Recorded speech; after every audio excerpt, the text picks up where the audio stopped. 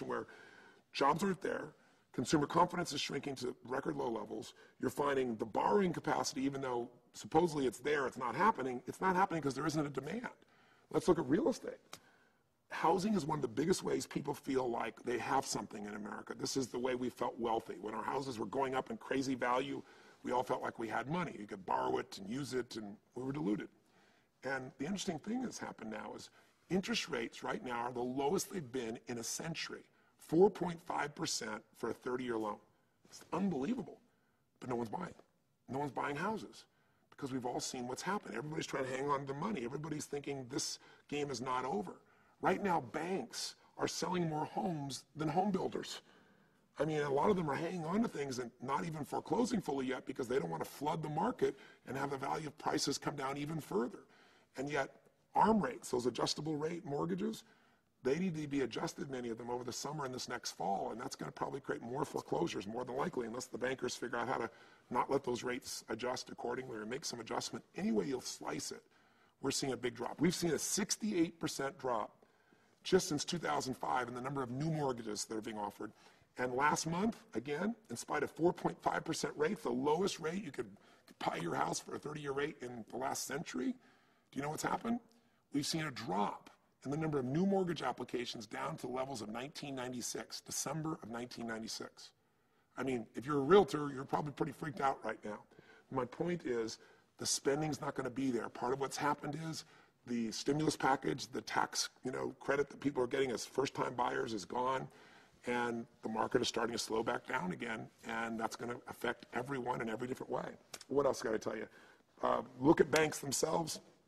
Banks themselves are going to be in a very tough spot when they can't make money loaning money because people aren't borrowing.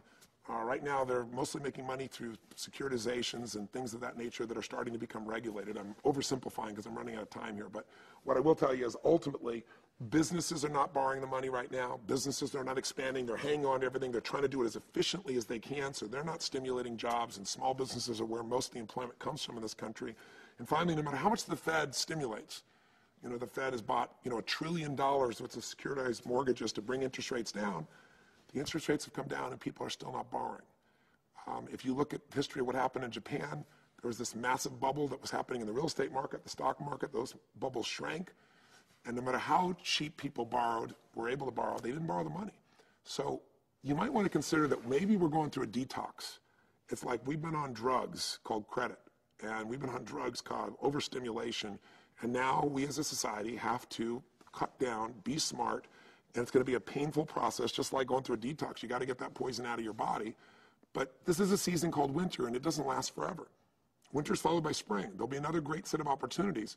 It'll probably take longer than we want, but if you're smart and you don't let things stop you, you can see where these opportunities are. So here's my point.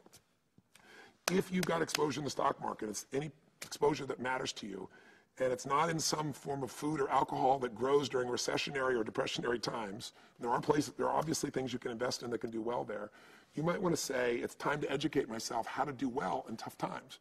You might want, as a minimum, reduce your risk, even if you miss some upside right now, just to see how things are going here for a period of time. Maybe we'll run between now and the end of the year with a really great stock market where it grows and moves up and down. But sometime, most of the people that I know that are the very best, sometimes in the late fall or early 2011, we're likely to see a major retracement, on a major scale, and you don't want to be in a position where that's hurting you. You want to be in a position where you can take advantage of that.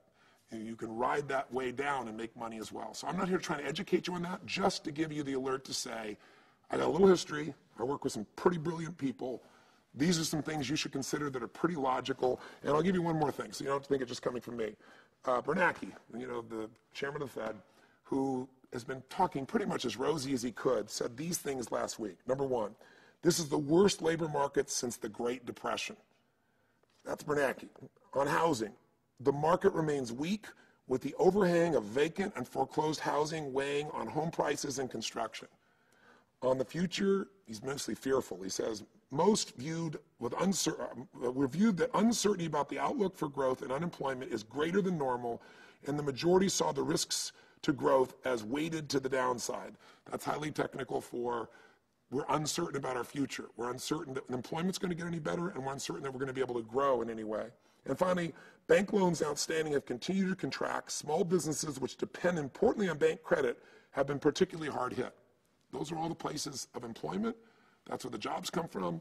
That's where the opportunity to spend comes from. That's what drives the economy. So you might say, Tony, thanks for depressing me. You don't need to be depressed. Here's what you need to do. A couple things. Number one, just right now, make a decision. I've known people that lost an arm, lost a leg, and some people live in pain their whole life. Some people just make a decision one day and go, you know what? I'm going to find a way to take advantage of the cards that were dealt me. So get smart is step one. Get smart, know what season we're in. We're in winter.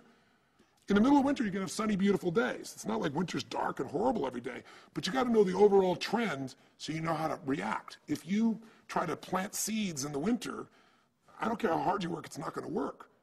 Do the right thing, buy a house, do it at the wrong time, 2006 in the US. Doing the right thing at the wrong time, you're going to get hurt. So number one, get smart, know what season you're in, and decide you're going to find a way to take advantage of the situation.